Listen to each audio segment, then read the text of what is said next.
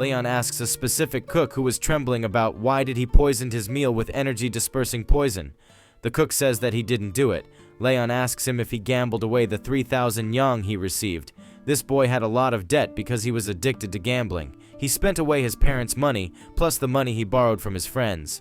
The cook gets down on the ground as he admits to his mistake, and he begs for forgiveness. Leon asks him if Pyung-ho looked personally for him to give him the money, and he replies with a yes.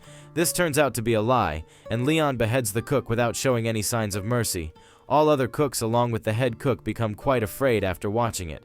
A few decades later, Leon and Ryongja are having a chat in a pavilion.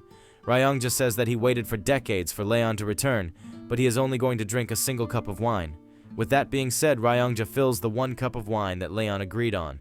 The first time they met, they were both quite young. A few decades ago, Leon came to Ryongja requesting him to use the regression technique on him. The Great Regression Technique is one of the great achievements of the Guai family. It is a technique that has been researched for centuries and passed down.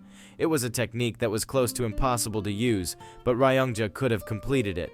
However, he had no choice but to give up because the 5 materials needed to complete the technique. It was impossible to gather all of them. So at that time, Ryongja asked Leon to bring him the required materials for the Great Regression Technique. The first material is the Thunder Bell, a sacred artifact heavenly wind cult. The second is the Divine Incense Brazier, which is a sacred artifact of the Divine Dragon family. The third is the core essence of 1,000-year-old carp. Fourth one is the secret demonic soul of the demonic cult. The last ingredient was 5 million yang, and it was the most easiest to get. After that day, Leon disappeared from the world for several decades, and Ryongja thought he might have died in an unknown valley. But in the end, he managed to get hold of all 5 ingredients after a few decades. In the present, Ryongja asks him about why he wants to go back to the past. Leon gets flares up as he says that he wants to go back for revenge, but Ryongja is a little bit confused as Leon is already so powerful, so he asks him if there is someone so powerful you cannot kill in your current state, and Leon replies with a yes. Leon says that his name is Hwa Mugi, and upon hearing it, Ryongja becomes afraid. All the leaders of the 3 strongest groups that supported the Murim died at his hands, including the Murim Alliance leader, the Unorthodox Alliance leader, as well as the Heavenly Demon. Hwa Mugi is the strongest person across all history. Ryongja says that Leon cannot defeat Mugi even if he goes back to the past. Leon says he needs to defeat him no matter what. The Heavenly Demon who died at his hands was his father. He is not seeking revenge because Hwa Mugi killed his father or his two-faced sly brother, since it's not a big deal for martial artists to die. On that day, Hwa Mugi killed their servants, cooks, and even young children who didn't know any type of martial arts. He even killed all of their cats and dogs. Ryongja says that he cannot believe someone of such high esteem in Murim will do that, but Leon says that he don't care if he believes it or not. In this age, he won't be able to kill him, so when he gets his hands on him in the past, he will ask him, why did a person as strong as him needed to even kill children? Ryongja asks for a favor if the Great Regression Technique succeeds and he goes back to the past. Ryongja wants Leon to find him in the past and stop him from getting married. Leon is a bit taken back by this silly request, and he starts laughing out loud while Ryongja says that he is dead serious. With that being said, Leon promises to complete this task. Both of them get up to go to the place where they will conduct the ritual, but Leon can barely stand up. Ryongja asks him if he is alright. Leon says that he is alright. He only lost 1 arm and 1 eye in order to obtain the secret demonic soul, which is a cheap price to pay. All 4 heavenly treasures are gathered up in one place. Ryongja comes with a sealed box. Inside the box, there is the sacred demonic soul.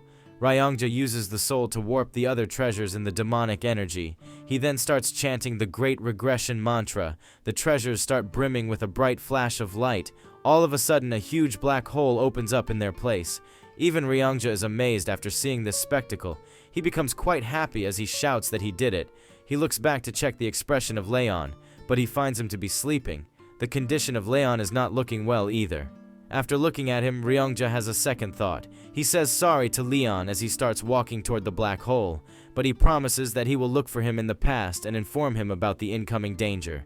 It was his family's greatest wish to go back in time as well as his, but all of a sudden he stops moving as he realizes that his demonic acupoints have been sealed.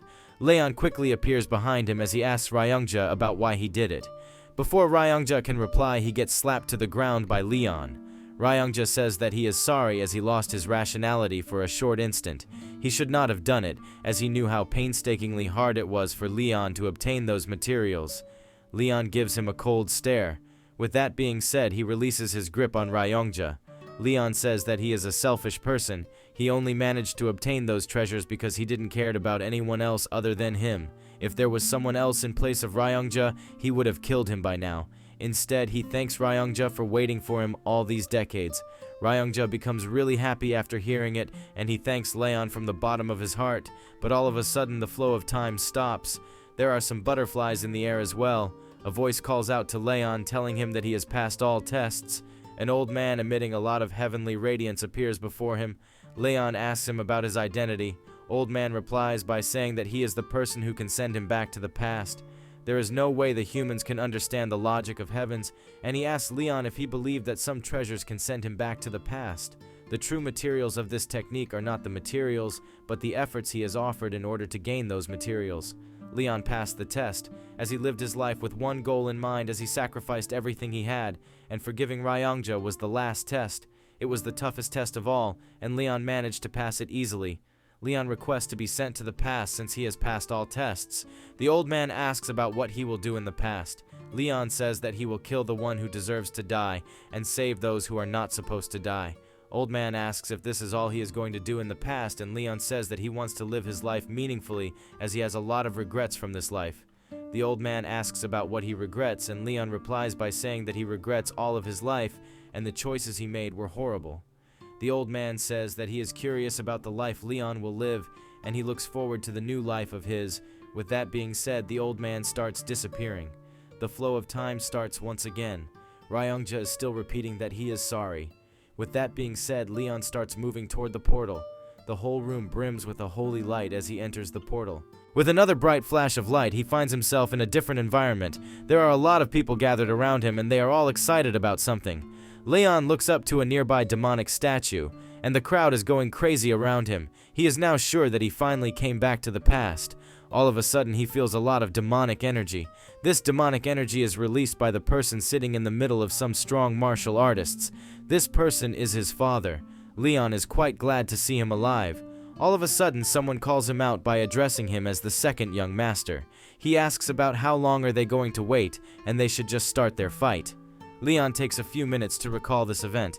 It turns out that today is the new demon skirmish. His father, the heavenly demon, declared that he won't limit the selection of the new cult leader to only his own bloodline. That caused a huge uproar within the cult because that meant that anyone could become the heavenly demon as long as they are the strongest. His father showed that he was serious about his announcement, so he launched a fighting competition among the next generation leaders of the cult. The victor of the new demon skirmish would be given the chance to challenge one of the heavenly demon's two sons. Whoever wins in that duel will be given one wish by the heavenly demon. In the present, the swordsman asks the second young master to give up. Leon is not fazed by his bold remarks. Back then, Leon really felt offended that he chose him, because his decision meant that he thought the second young master was an easier target than his older brother. But looking back at it, he chose Leon for a different reason. He had bribed a cook in his kitchen and asked him to mix the energy-dispersing poison into his rice so he can't use his energy temporarily. He lost this match because of that dirty trick. He even told his father about what actually happened, but he didn't do anything. In fact, he looked at him with eyes that seemed to blame him for falling for such a pity trick. After that, Leon did a lot of things that pushed him to the limit in order to make up for today's defeat, but because of a lot of failures, he was losing his position in the succession war. In reality, his downfall started from today's defeat. He snaps back to the present as the swordsman mocks him for the second time. Leon mockingly asks him for his name.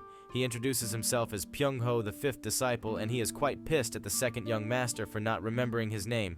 Pyungho is one of the 7 disciples of one of the 8 great demon supremes, Gu Cheonpa, who is the blood heaven sword demon. Pyungho is becoming more and more pissed as Leon is paying little to no attention to him. Leon once again looks back at his father. He now knows that at this point in time his father already knew that he was poisoned. He was observing how his son will overcome this problematic situation. He can easily defeat Pyungho in a single move right now, but he cannot reveal his true skills here. Leon raises his hand as he declares that he will defeat Pyungho without using any inner energy. Everyone becomes a bit shocked after hearing it, and the crowd starts shouting, "Unrivaled swordsman." Pyungho is a little bit taken back by the reaction of the crowd. In a hurry, he raises up his hand to declare that he will not use his inner energy as well. But the crowd becomes silent after hearing it. Most of the spectators think that it will become boring since both of them will not use their inner energy. Pyongho becomes even more pissed and he strikes his sword in the ground as he tells the second young master that his sword has no eyes and it cuts without discrimination. Leon is feeling foreign in his own young body and he won't be able to move as he wants to. Pyongho points his sword toward Leon as he asks him to unsheath his sword. Leon mockingly says that he don't think that he needs to use a sword against him. This pisses off Pyongho to the max and he says that he won't be killing him since he is the son of the cult leader. He leaps toward Leon as he tells him that he will be taking an arm as compensation. Leon easily avoids the first strike by moving to the side. Pyongho gets ready for a second slash. He tried to cut the upper half of Leon, but Leon was too fast for him and he does a backflip. Leon lands nearby. He laughs as his young heart is beating with so much strength at this age. This pisses off Pyonggi even more and he tries to attack Leon once again. This time before he can strike, Leon runs toward him. He then attacks Pyongho with his elbow. Before he can scream from the pain he received, he gets a hard hitter punch to the nose. This packed quite a punch as Pyongho lost a lot of blood and his teeth became disfigured. Before Pyongho can fall to the ground, Leon grabs him. He then starts punching him non-stop. These punches are quite hard as the whole body of Pyongho is vibrating with them. Finally, Leon stops and Pyongho falls to the ground. Leon grabs his hand. Leon gets ready to strike as he asks Pyongho if this was the hand he used to give poison to his cook. With that being said, Leon cracks the elbow of Pyongho with a strong knee kick. Pyongho cannot handle the pain anymore and he starts crying like a kid. The whole crowd becomes silent as the cries of Pyongho can be heard from few kilometers away. Leon returns to his position as Pyongho is not in his right state of mind right now. His father raises his hand as he asks him about his one wish. Usually people would request for an artisan sword or a secret martial arts manual. That's what probably everyone accepts, but this time he will follow his instincts. Leon says that he wants to go on a hunt with his father. His father is a butt taken back by this request. He asks him once again if this is what he wants, and Leon replies by saying that he heard his father enjoyed hunting when he was young, so he would like to learn hunting from him. Heavenly Demon gets up as he tells his son that they will depart tomorrow at dawn. With that being said, the Heavenly Demon returns to his palace. Even though Pyongho was weeping like a kid few minutes ago, but now he is acting cocky by saying that the second young master wasted his request for a lousy hunt. Leon mocks him once again by asking him for his name, and this makes Pyongho want to kill him. Now that he is back, he is not going to live a reckless life like before. In the evening, he returns back to his chamber as he is thinking what Mugi would be doing right now. Hwa Mugi appeared in the Murim as if he fell out of the skies. After he destroyed the Murim Alliance, Unorthodox Alliance, and the demonic cult, he hid himself from the world, so there is not much information on him. He cannot even openly try to find him by asking for his name. In the end, his top priority is to become stronger than Mugi. At the same time, someone comes from behind as she congratulates the second young master for fighting well. Leon quickly recognizes her as Leon. Leon was the personal bodyguard of Leon. She is fat because of the type of martial arts she learned. This martial arts is called body petrification technique. It is a secret technique only known to a few people and it was taught to her. The biggest flaw of this technique is that it makes the user's body really big. In his past life, Leon threw herself in front of Hwa Mugi's technique in order to save Leon. He lived thanks to her. Leon is quite happy to hear her sweet voice once again. He gets closer to her as he thinks that she is more fat than he remembers. In the past, everyone said that Leon would become the greatest beauty in the world if she continued growing that way for a few years, but one day she who was so pretty became fat. Back then she cried a lot as she started to gain weight due to practicing that secret technique. She gave up on her appearance when she could have become the greatest beauty in the world.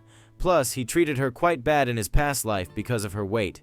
In this life, he promises to get rid of the side effects of the body petrification disease for her.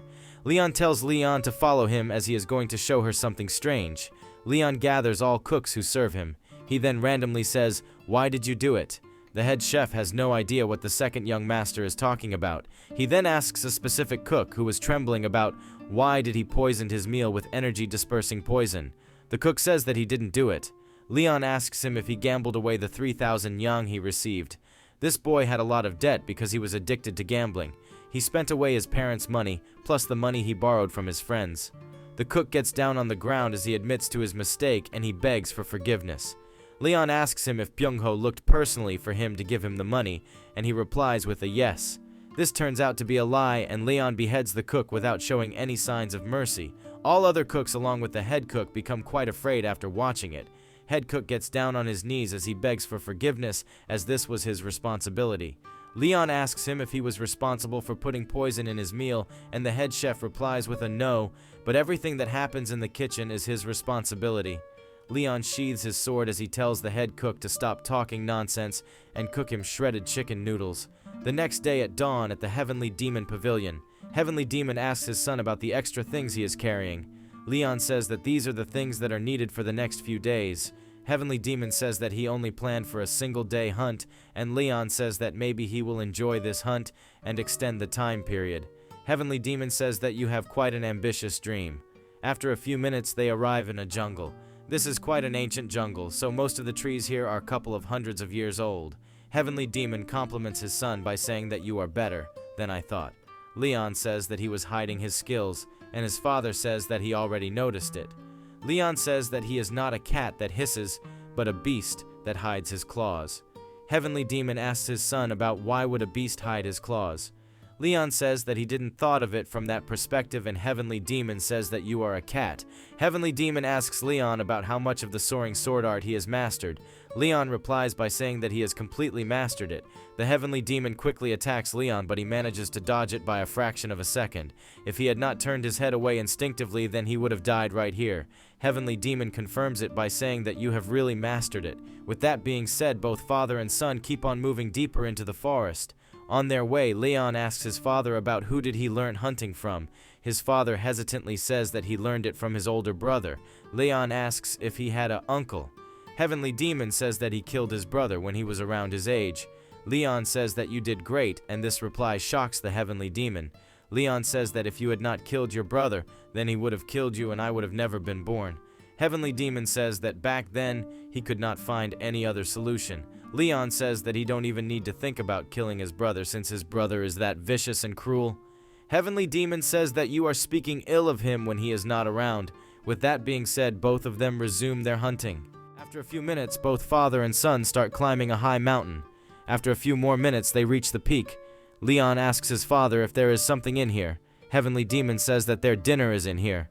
Leon starts getting ready for the hunt, but his father tells him to close his eyes and feel his surroundings. He closes his eyes and he can feel an immense aura emitting from his father. He then starts generating his energy in a single line to feel his surroundings. Finally, he manages to reach their dinner, which turns out to be a wild boar. He informs his father that he can feel a wild boar. Heavenly Demon is quite impressed at this feat. After hunting the wild boar, Leon starts cooking it. He even brought a tiger fur for his father to sit on. His father asks him if he wanted to hunt with him because he wanted to impress him and become the successor. Leon says that he can become the successor on his own. He wants to become the successor in order to learn powerful martial arts. In the future, even his father, who had learned the 9 calamities demonic art, lost to Hawa Mugi. This time he will master that art and go even beyond that. Next day at dawn, Leon starts preparing in order to go back, but his father says that they are not going to go back until they hunt a tiger. Leon is a bit taken aback after hearing it. His father tells him to stop daydreaming and follow him. After some time, they reach a bamboo forest. Heavenly Demon tells him to close his eyes and feel the presence around him. Leon closes his eyes and he generates a string of inner energy. He keeps browsing his surroundings using the energy string, which is quite hard to maintain for him. In the end, he manages to feel the presence of a tiger. Leon opens his eyes as he comes back to reality. His father tells him that the more strings of energy he can maintain, the higher his survival chances will be. After hunting the tiger, Leon treats his father to a strong wine. After having a friendly conversation, they return back to the sect. Leon keeps training his energy to generate and maintain more strings of energy. After focusing on a few more days of training, he is now able to make 3 to 4 strings of energy. But this is not enough, as his father, who is master at it, lost to the Mugi. The Heavenly Demon Pavilion is a place which is thoroughly guarded by 3 barrier formations, 6 trap formations, and a group of carefully selected elites. In the north, there are the demonic swordsmen of the Northern Heaven Sword family led by the 1/Sword Supreme. In the south, there are the demonic bladesmen of the Southern Heaven Blade family led by the Blood Heaven Bladesman. In the east of the pavilion, there are the Iron Fists of the Eastern Fist faction led by the undefeated Fist Demon. In the west are the demonic sorcerers of the West Illusion formation led by the Soul Stealing Demon. In the northeast are the faceless swordsmen that want to become the evil smiling demon. In the southeast, there are the drunken swordsmen that are always drunk with the demonic drunkard. In the southwest are the poison fangs, who research all sorts of poison along with the poison king.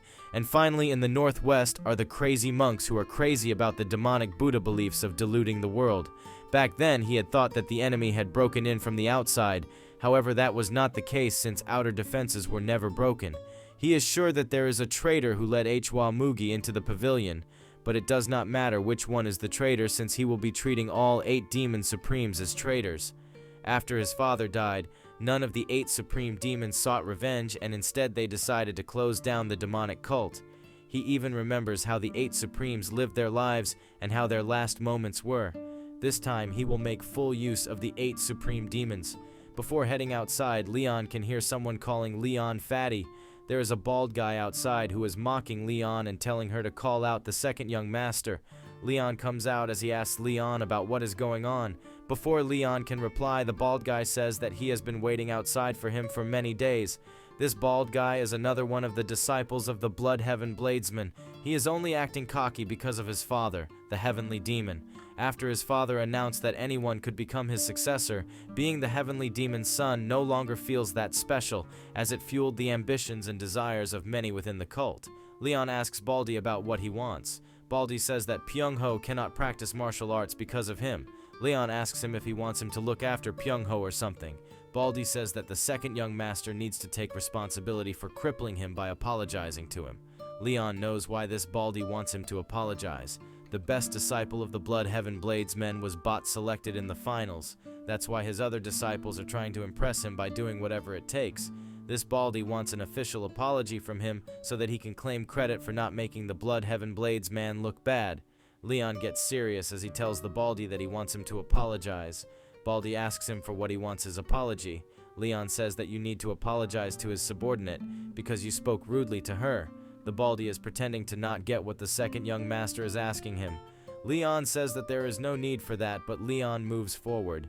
Leon tells Baldy to kneel down and apologize to his subordinate for the second time. Instead of apologizing, the Baldy mocks her once again for being fat. Leon had enough of it and he unsheathes his sword. He gives Baldy 2 choices. He can either kneel down and apologize or he can fight him. Baldy gets pissed as he unsheathes his great sword as well. Both swordsmen do a standoff for a moment. Baldy gets ready and he says that he will only take one arm of second young master since he is the son of the Heavenly Demon. With that being said, he strikes first, but Leon avoids it by ducking down. Without any further hesitation, Leon impales his sword through the mouth of the Baldy. Everyone becomes shocked at this turn of events. Leon says that you use this mouth to insult my subordinate.